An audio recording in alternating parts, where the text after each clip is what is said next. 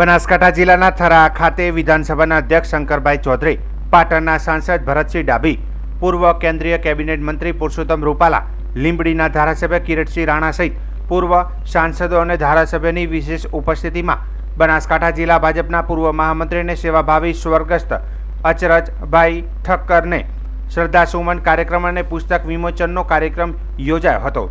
આ પ્રસંગે ઉપસ્થિત વિધાનસભાના અધ્યક્ષ શંકરભાઈ ચૌધરી, પૂર્વ કેન્દ્રીય મંત્રી પુરુષોત્તમભાઈ રૂપાલાએ તેમના વક્તવ્યમાં તેમની સેવાઓ અને પાર્ટી પ્રત્યેની વફાદારીના વખાણ કર્યા હતા।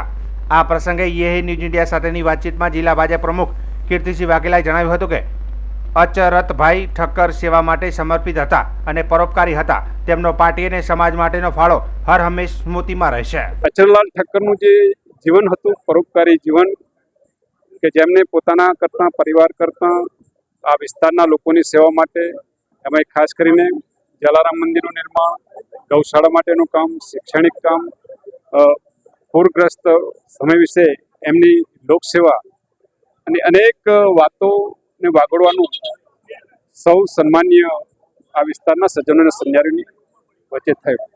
આ પ્રસંગે એમના સુપુત્ર નિરંજનભાઈ ઠક્કર ને હર્ષદભાઈ ઠક્કર અચરલાલની સેવાઓનો વારસાગત એમના જીવનમાં પણ છે અને આ વારસાને આગળ વધારી રહ્યા છે। એ વારસો આગળ વધારે એવી સહાનુભૂતિ સૌ આ વિસ્તારના લોકોની છે।